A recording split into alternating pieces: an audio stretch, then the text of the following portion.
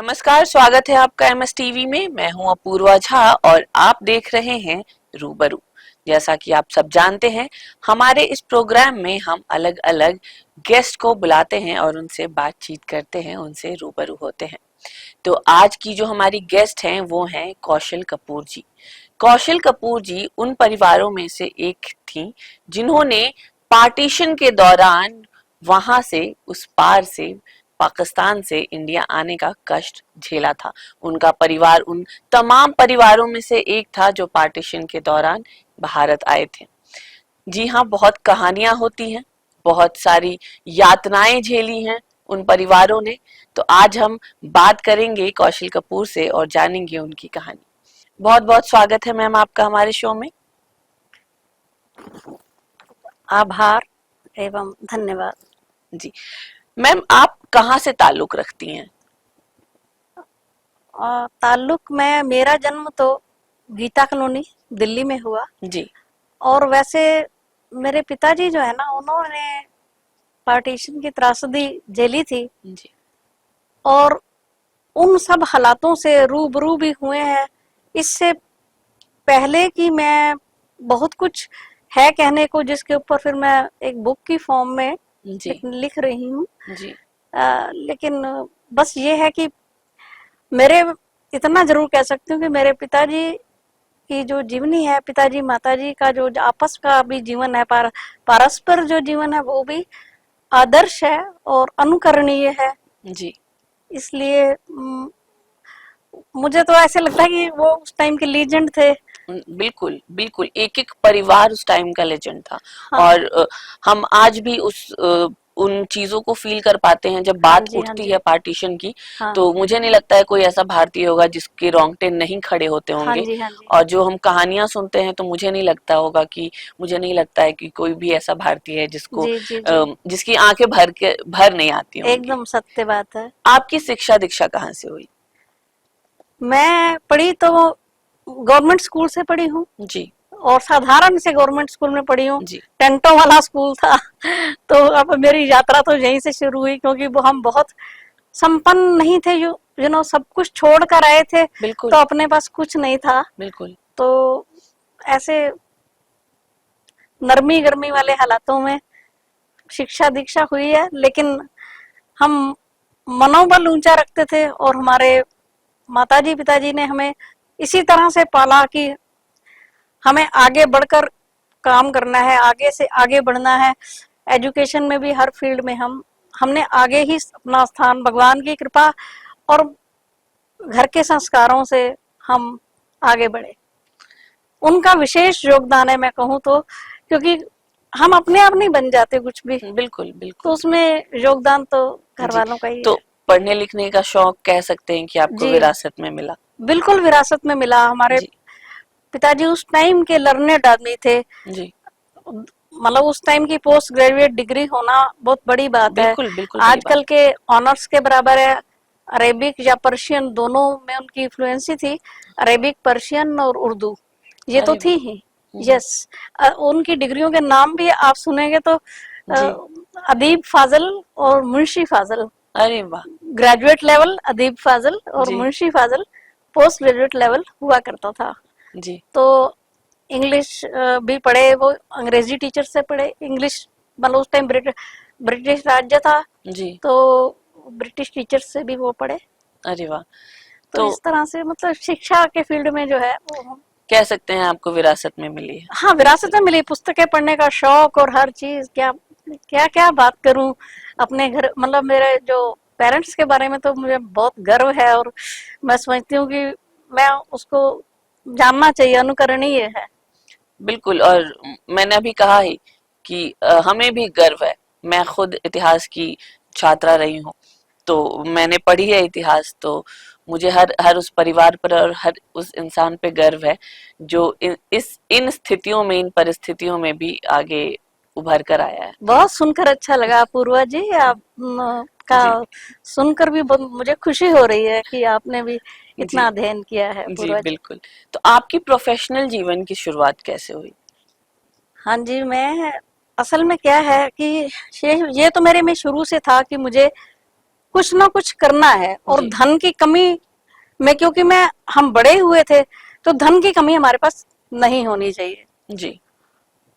और एक कहावत है कि जो मतलब गरीबी में पैदा होता है वो तो उसका भाग्य है, जी। पर जो गरीबी में मरता है वो भाग्य नहीं है, जी बिल्कुल, ये अपने कर्म है। वो कर्म है। जी बिल्कुल। तो भाग्य और कर्म के बीच में जो बड़ा माइन्यूट डिफरेंस है वो हमें बचपन से ही समझ आता था, और जी।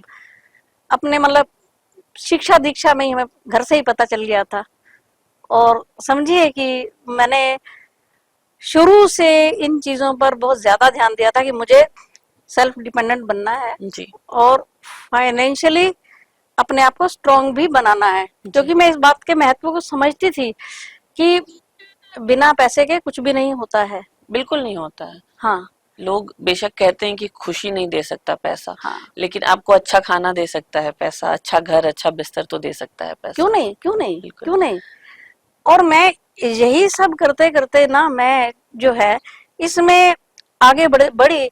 जब आपने पूछा ना प्रोफेशनल लाइफ के जी। बारे में, जी।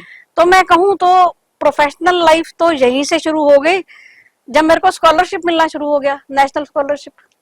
अरे वाह, बहुत यस, खूबसूरत। In higher secondary. जी। हायर सेकेंडरी में मैं सीबीएसई में मेरा मेरिट में स्थान था। वाह। और उस जमाने में रजिस्टर्ड चिट्ठी और किसी बच्चे के नाम पर घर में आना ही एक चौंकाने बिल्कुल। वाली बात होती थी। बिल्कुल। तो जब मेरे नाम पर डायरेक्टरेट ऑफ एजुकेशन से चिट्ठी आई कि भाई, मेरे पिताजी तो फूले नहीं समाये, बड़े खुश हुए उस टाइम।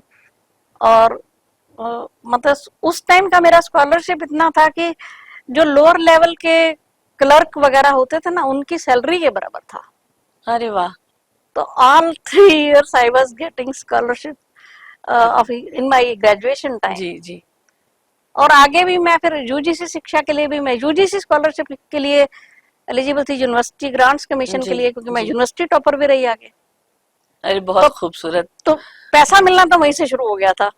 फिर आपने आगे क्या क्या किया, मैं ये जानना चाहती हूँ। हाँ, आगे तो किया तो बहुत ही कुछ, क्योंकि मैंने वहीं पे मेरे कदम नहीं रुके। असल में मैं बनना तो जाती, मैं अपने टीचर्स को देखती थी, वो मेरे आदर्श थे जी। जब मैं कॉलेज में पढ़ती थी। जी। मुझे लगता था कि टीचर्स ना मुझे ही देख के पढ़ाते थे केवल। जैसे पूरी क्लास बैठी है, मैं फर्स्ट रो में आगे बैठी होती थी, जी। तो मेरी उनके साथ में ऐसे क्लोजनेस हो गई जैसे मैं उनकी स्टूडेंट भी हूँ पर वो मेरे मित्र भी हैं। जी। इतनी क्लोजनेस मेरी मेरे टीचर्स के साथ थी। तो इसको करते करते ना मैं उनसे काफी क्लोज हो गई। क्लोज होते होते मैं उनसे हर बात की गाइडेंस लिया करती थी, परामर्श लिया करती थी, जी। ग्रेजुएट लेवल में भी, पोस्ट ग्रेजुएट लेवल में भी। तो मुझे उसमें बड़ा आनंद भी आता था। और कंपटीशंस में मैं पार्टिसिपेट करती थी, मैं नाटक में, हर जी। चीज में, यानी जी। ड्रामा में। तो अब आदर्श उससे मैं चाहती ये थी कि मैं कॉलेज में प्रोफेसर बनूं, जी। लेकिन पिताजी का असमय चले गए। अरे। तब मैं क्या करती उस टाइम? उस टाइम तो ये था किसी तरह मुझे एजुकेशन कंप्लीट करनी जी। है। जी। तो मैंने ग्रेजुएट फाइनल ईयर में ही थी, तो तभी मैंने जॉब के लिए अप्लाई करना शुरू कर दिया था, क्योंकि 5-6 महीने की मतलब मेरे कॉलेज में उस दिन क्लासेस सस्पेंड हो गई थी जिस दिन मेरे फादर का देहांत हुआ था। तो बहुत दुख की क्योंकि बात मैं है। बहुत ऐसे हैकली नहीं हुआ करता, लेकिन मैं उस टाइम, क्योंकि मैं एक रिनाउंड थी, ऑलराउंडर हाँ मैं आप। रिनाउंड थी वहाँ। जी। तो क्लासेस नहीं हुई उस दिन, तो मेरी फुल फीस माफ करवा दी गई, मेरे को पूरी किताबें देनी कॉलेज की तरफ से दिलवा दी गई, मेरे को बस पास दिलवा दिया गया। यानी उन्होंने कहा कि ये पढ़ाई ना छोड़ें। जी बिल्कुल। इतना था मतलब पूरा टीचर्स, सपोर्ट आपके कॉलेज पूरा ने आपको पूरा किया। कॉलेज ने सपोर्ट किया। जी। फिर मैं बनना तो चाहती थी, अब विधि का विधान देखिए, बनना तो चाहती थी प्रोफेसर, जी। बन गई मैं, आ गई मैं बैंक में। जी। और 76 से लेकर ही मैंने compete करना शुरू कर दिया। करीब 2 साल तक मैं हर हफ्ते कोई ना कोई कम्पिटिटिव एग्जाम देती थी उस जमाने में भी।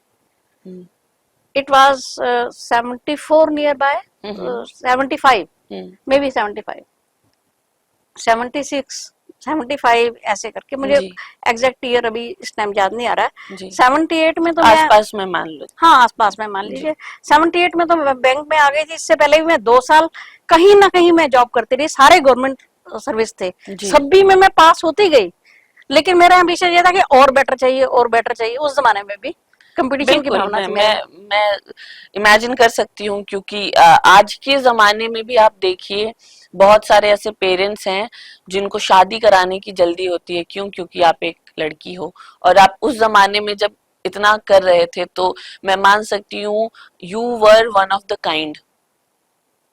मैम आगे बताएं प्लीज। धन्यवाद मैडम।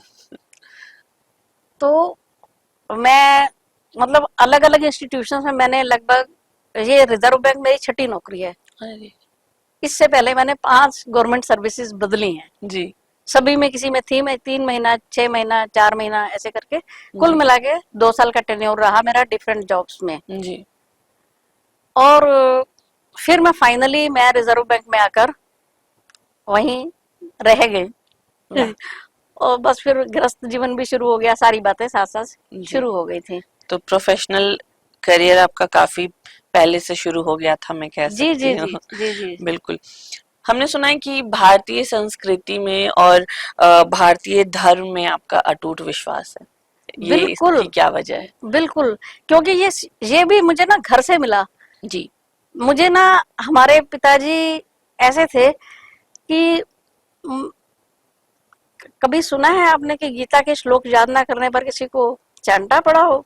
हम्म, मुझे, नहीं। हमें, मैं भी स्कूल भी नहीं जाती थी कि मुझे जी गीता के श्लोक 5 याद करने पड़ते थे, जी और अगले दिन माता जी सुनती थी 5 और अगले याद करने हैं। जी तो इस तरह करते करते संस्कृत भाषा में मेरी रुचि पैदा हुई, जी धर्म और दर्शन के प्रति जो रुचि पैदा हुई। और उसमें ना एक पिताजी और बड़ा अच्छा काम करते हैं, जो हम बड़े छूटपन से हमें बड़े बड़े प्लेटफॉर्म्स पर ले जाते थे। जी एक बार की बात मुझे याद है, गीता जयंती महोत्सव पर वो हमें ले गए थे रामलीला मैदान में। जी तो वहाँ एक्सटेम्पोर ही बोलना था हम्म, मुझे गीता। अभी मैं पढ़ती भी नहीं थी, बहुत छोटी थी मैं, जी तो स्कूली पढ़ाई शुरू नहीं हुई थी, उससे पहले की बात है, मुझे गीता कंठस्थ थी। तो मैंने वहां पर गीता के कुछ श्लोक का गायन किया, हम्म, और उस सभा में पंडित नेहरू भी उपस्थित थे। वो पंडित जवाहरलाल नेहरू की उपस्थिति में मुझे उन्हीं के हाथों से एक इनाम भी मिला था। अरे बहुत खूबसूरत मैम, आप तो अचीवर रहे हैं अपने टाइम की। मैं तो ये सब मेरे माता पिता की वो है, जी क्योंकि उन्होंने मुझे लेकर गए। नहीं तो छोटा बच्चा क्या जानता है कि मुझे बिल्कुल कहाँ जाना है कहाँ नहीं बिल्कुल जाना है, कुछ नहीं जानता। मुझे बिल्कुल लेकर गए। मैं बिल्कुल। कहूंगी कि ये उन्हीं की ग्रेटनेस है, मेरा इसमें भी अपना योगदान तो नहीं है, लेकिन फिर भी चलो, हाँ एक इच्छा जरूर रही है। तो आपने भगवत गीता की अध्ययन की है, हाँ जी, इसके बारे में बताएं। भगवत गीता का अध्ययन किया मैंने उस टाइम से किया जब मैं, ये वही बीज रूप में मेरे अंदर था जो उस टाइम मुझे दे दिया गया था जब मैं पढ़ती भी नहीं थी, बोलना भी मुश्किल से जी सीखी होंगी। जी तो फिर मुझे ये वाला जो बीज रूप में मिला था, इसके कारण मेरे मन में ये विचार उत्पन्न हुआ कि मुझे संस्कृत पढ़नी है, संस्कृत विषय पढ़ना है। जी संस्कृत विषय को मैंने हायर सेकेंडरी तक पढ़ा।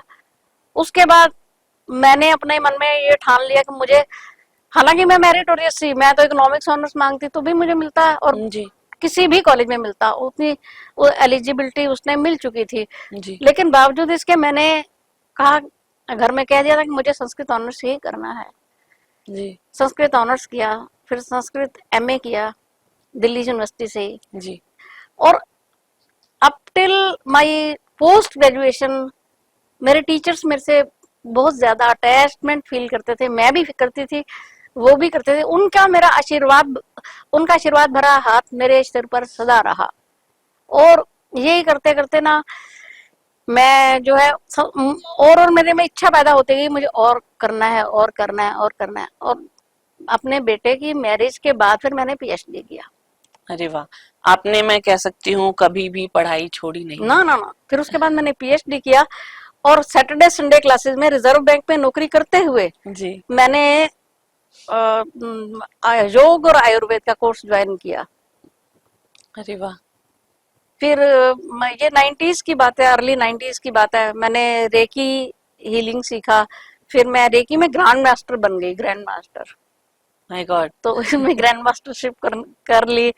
मतलब ऐसे कोर्सेज तो मतलब मैं करती ही रही हर 3-4 महीने में। फिर मैंने एक बार की बात है, ग्रेजुएशन का मेरा एग्जाम खत्म हुए तो मैं उस टाइम थोड़ा जैसा खाली होता टाइम, जी। तो मैंने कुकरी, फूड प्रिजर्वेशन और ब्यूटिशियन ज्वाइन कर लिया।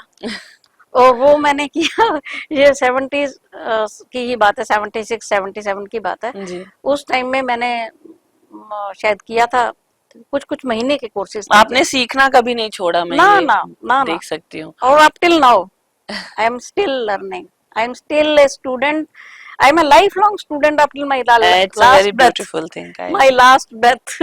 It's a really beautiful thing, I must say. अगर आपसे पूछा जाए कि आपकी उपलब्धियां क्या रही हैं, तो आप उसको अपने भाषा में कैसे बताएंगे?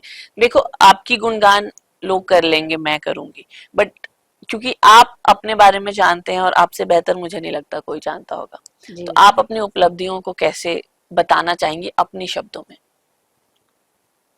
अपने शब्दों में अब मैं कहूँ तो मैं तो इसको उपलब्धियां कहूँ या गॉड्स ग्रेस कहूँ या भगवान की देन कहूँ। नहीं, ये तो आपकी बड़प्पन है, लेकिन काम तो आपने किया है।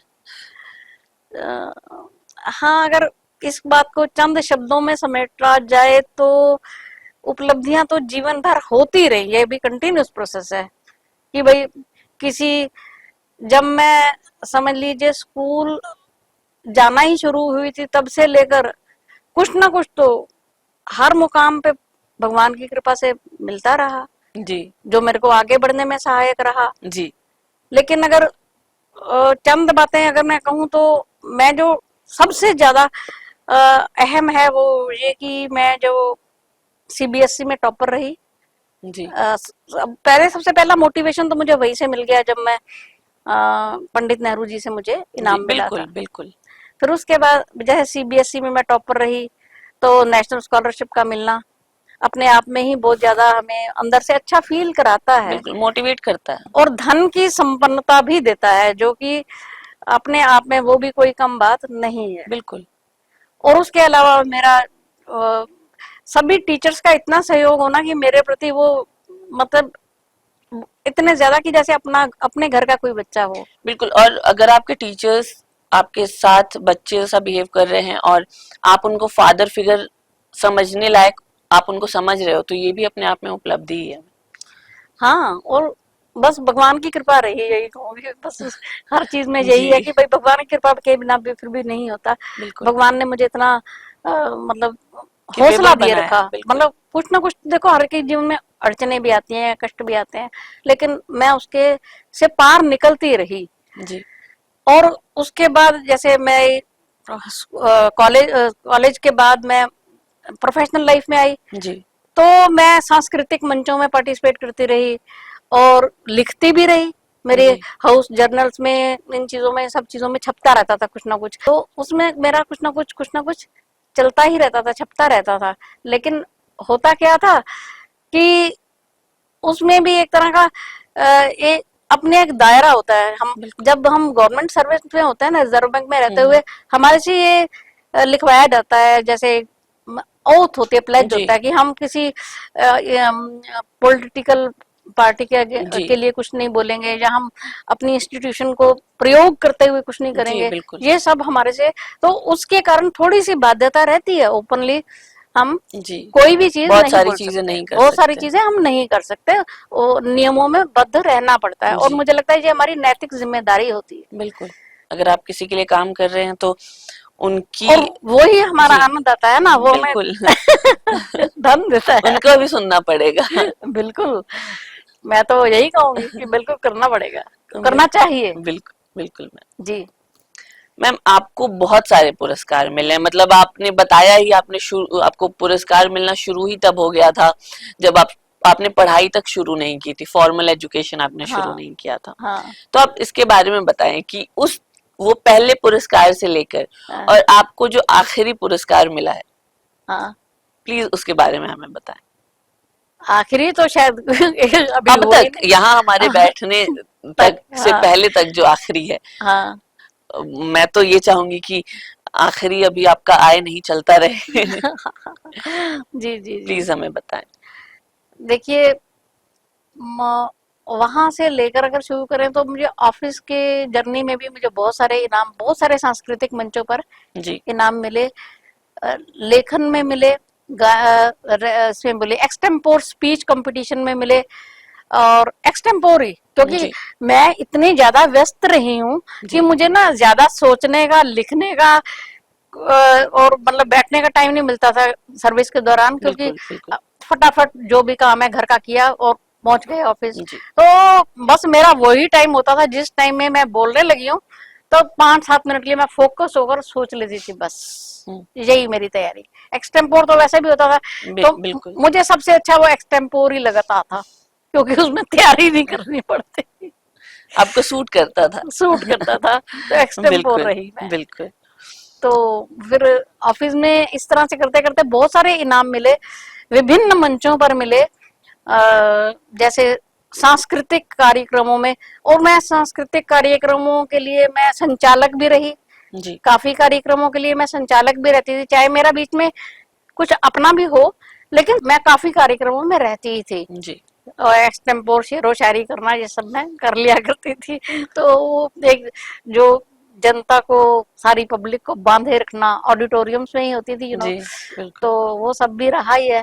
तो मतलब पुरस्कार तो रुके मिलते ही नहीं, रहे हैं। रुके नहीं कभी। फिर यहाँ पर जब इनविटेशन मिला आज से 3 साल पहले, जी तो यहाँ पर भी कुछ ना कुछ चलता रहा, कोई ना कोई नाम यहाँ पर से संबंध भी मुझे जी मिलते रहे, कभी मेंबरशिप मिली जी और कभी अ, इनाम भी मिला। जी। इनाम तो वहां मिला जो सरोजनी नायडू। नहीं, यहाँ पे केजी मेनन मार्ग पे, जी जी वहां जी। पे मिला था, बहुत जो बहुत खूबसूरत। सुप्रीम कोर्ट के पास में एक है ना, जी उसमें ऑरेटरी में और लेखन में।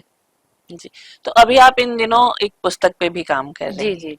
तो वो किस बारे में आप लिख रही हैं, क्या है वो पुस्तक, क्या निकल कर आने वाला है उसके बारे में? हाँ, असल में मेरे पिताजी ने सुभाष चंद्र बोस जी के साथ थोड़े टाइम के लिए काम किया है, जो जी थोड़े टाइम के लिए थोड़ा समय बिताया है, जी उनके बारे में जाना है, उनकी पर्सनालिटी, उनके व्यक्तित्व को जाना है। जी तो उनके बारे में, उनकी पूरी जीवनी को लेकर मैं किताब लिख रही हूँ, क्योंकि मुझे, जब मुझे इतनी इंस्पिरेशन मिलती है, आज दिन तक मिलती है, तो मैं सोचती हूँ और भी लोग लाभान्वित हों इससे, बिल्कुल क्योंकि बिल्कुल जो मेरे पास है, मेरे पास जो खजाना है, उसको मैं शेयर करना चाहती हूँ, पूरे समाज के साथ शेयर करना बिल्कुल। चाहती और खजाना ही कहेंगे अगर। हूँ।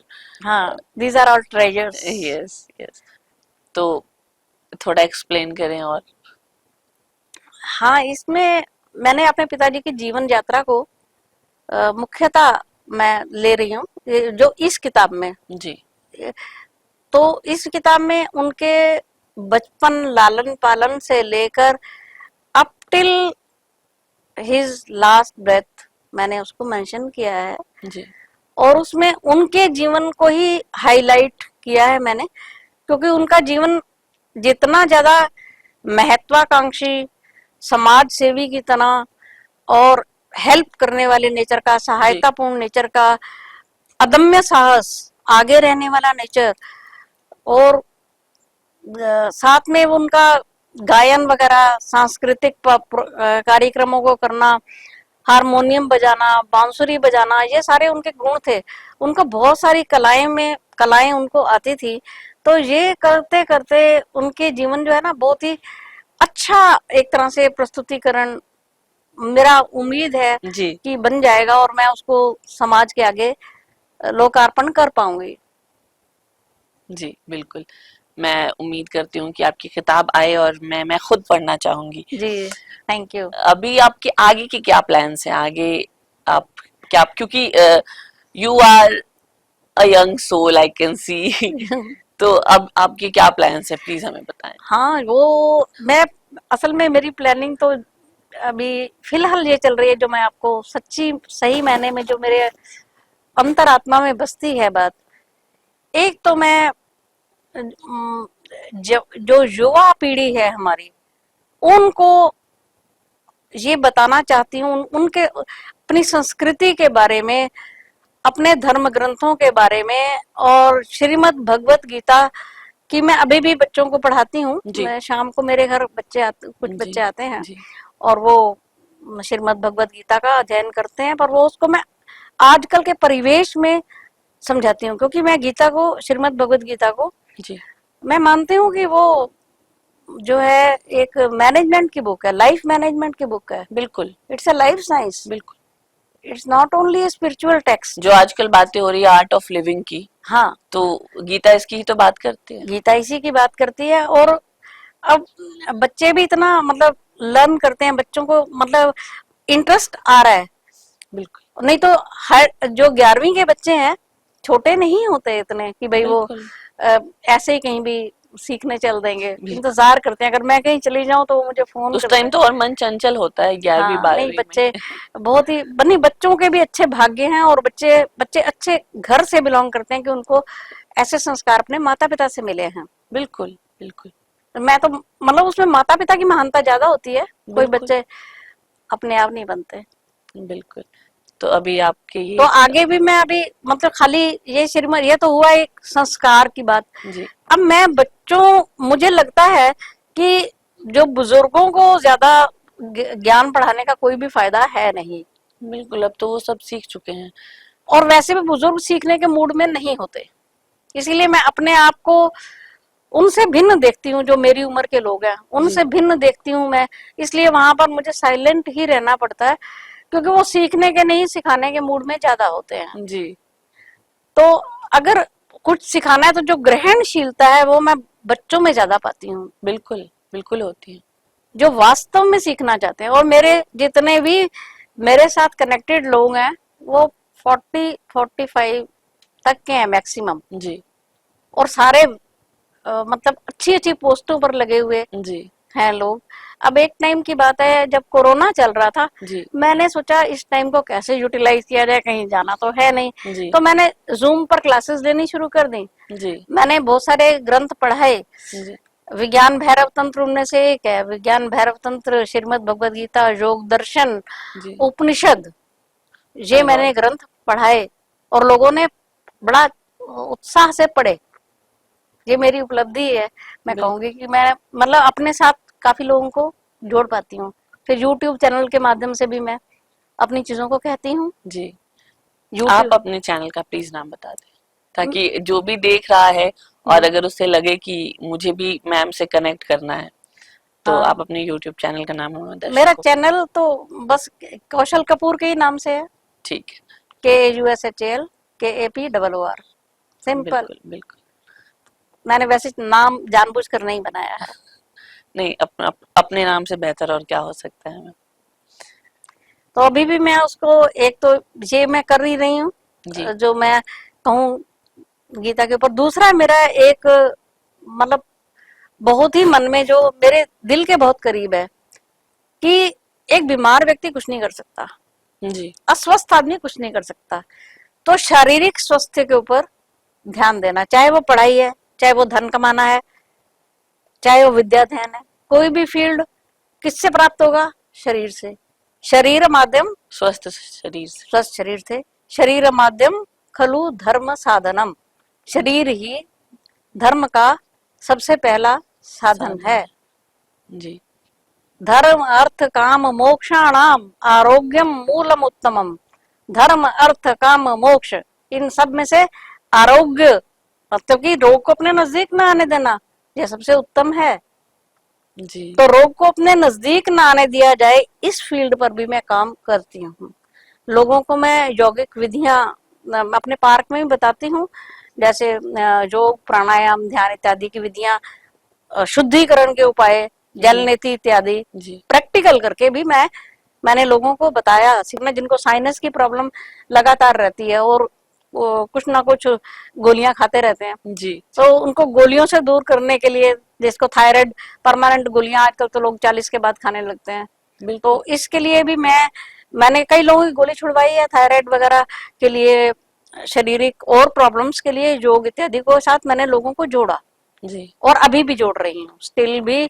ये रुका नहीं हुआ है। मेरे कई पॉडकास्ट भी आते हैं, अजीत बिसेन जी के एक चैनल है, उसके ऊपर भी जी मेरे कई पॉडकास्ट हैं।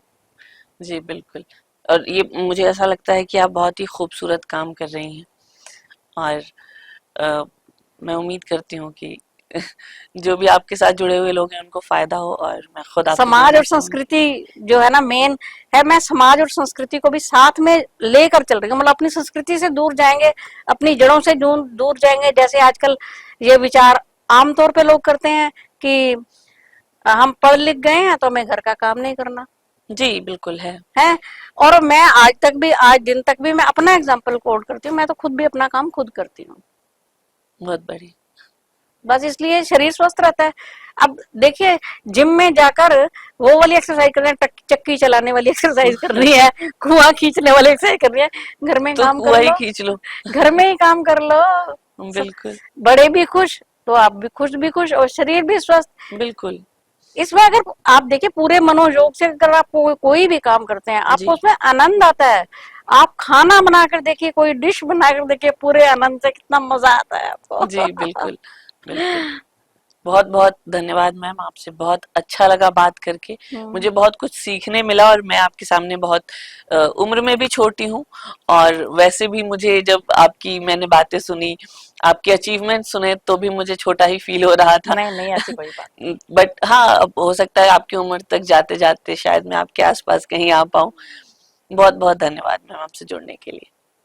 मैडम अपूर्वा जी, आपका भी बहुत बहुत धन्यवाद और आभार। आपने मुझे यहाँ आमंत्रित किया, मैं बहुत अच्छा फील कर रही हूँ। आपका आभार। तो ये थी आज की हमारी बातचीत कौशल कपूर जी के साथ। आपने इनकी पार्टीशन से लेकर और आज ये क्या कर कर आई हैं उन सब की कहानियां सुनी। मैं उम्मीद करती हूँ कि आपको कुछ ना कुछ सीखने जरूर मिला होगा। आप मैडम के चैनल से, मैडम के यूट्यूब चैनल से जुड़ सकते हैं, और मैं आप जो भी चीजें सीखना चाहते हैं मैम से, मैम आध्यात्मिक ज्ञान देती हैं, मैम गीताओं के ज्ञान देती हैं, मैम पुराणों के ज्ञान देती हैं। तो आप जो भी सीखना चाहते हैं मैम के चैनल से जरूर जुड़े, और ऐसे और भी अपडेट्स के लिए और ऐसे और भी बेहतरीन लोगों से मिलने के लिए, उनकी बातें सुनने के लिए आप हमसे जुड़ सकते हैं MS टीवी पर। मैं हूं अपूर्वा झा, धन्यवाद।